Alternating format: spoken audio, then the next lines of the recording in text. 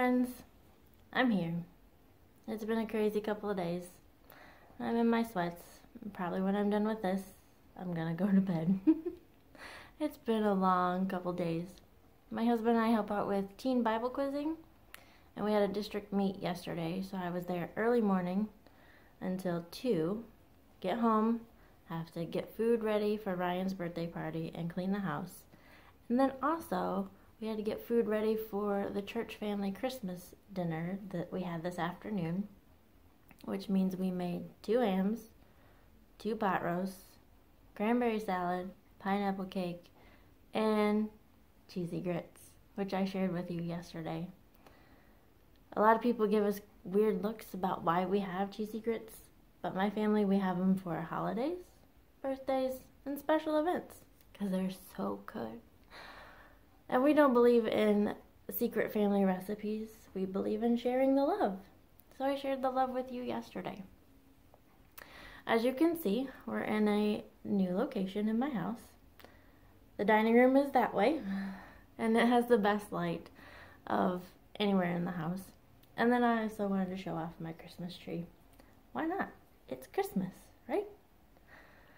So the light will definitely show off the colors of the yarn better than any other light in the house. So that being said, let's get to the crochet talk, right? That's what we're here for. So do you do commissions? What's the weirdest way you've gotten a commission? I've done a few this year. Most of them have been from my husband sharing pictures of my amigurumi on his Facebook page, and then people writing, hey, I want one of those. Then I've made hats for my friends' children. 2 of the girls, I made Disney princess inspired hats.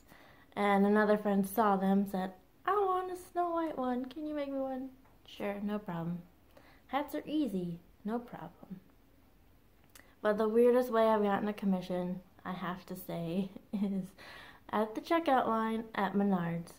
The cashier saw my hat, thought, and asked me if I had made it, which I did. It's my favorite. And so, excuse me. I am having troubles tonight. It's been a long day. So anyway, she gave me her number, and I made another hat for her. And then, like, as I was looking at it, it looked really small. So when I gave her the option. She could have the one that I made for her, or she could have mine if it fit her better. So she took mine. That's okay. I can make a new favorite hat. And then I ended up making one. She asked me to make one for her daughter, who I never met. I didn't know her size. So trying to adjust an adult hat pattern to a child, that was interesting. And then she sent me a picture of the little girl wearing the hat, and it fit around, but it just came to here. Didn't cover her ears, which is bad in this area, especially when she's waiting for the bus. She wants her ears covered. So I made it again and made it a little longer. And I let her keep the small one so her dolly can have a hat to match. Why not? We all need to have dollies that have matching hats.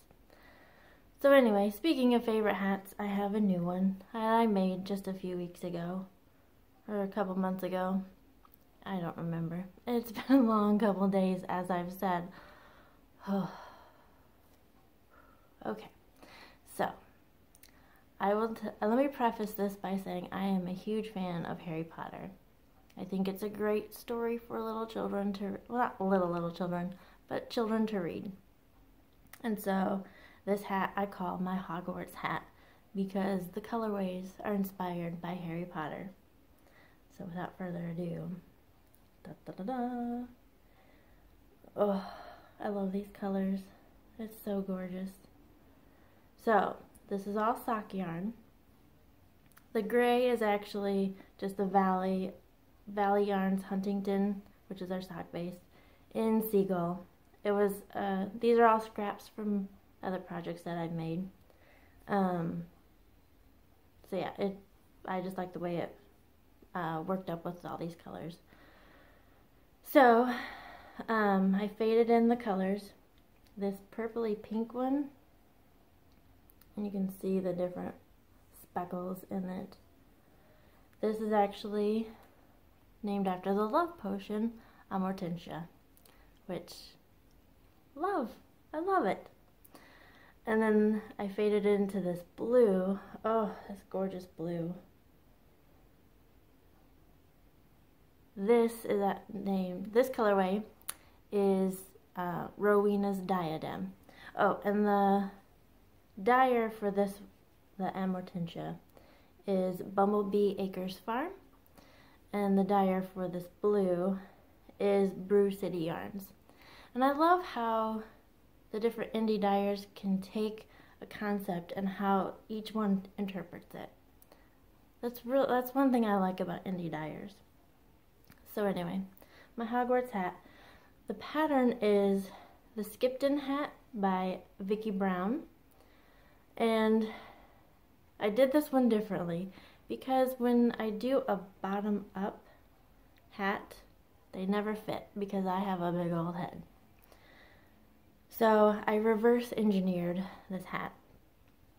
Basically at the end she tells you to finish with 6 stitches, so I started with 6 and then increased into the right amount of stitches. And then on the back, and then for the ribbing, I basically decreased a little to make it a little snugger than the rest of the hat. And then I did front post, back post stitching to make it the rib, which I think turned out really cute.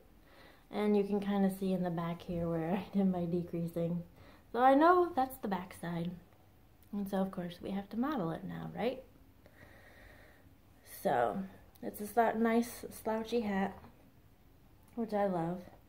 But I do have to be careful because sometimes the gray likes to point up. Yeah. And then it looks like I have a shark fin. So yeah. I love this hat. And it does keep me warm. And I love it. As I've said several times. As I said, it's been a crazy couple days. So I'm gonna go get ready for bed. Snuggle with my husband on the couch and watch the Chicago Bears game. I will see you tomorrow. Bye.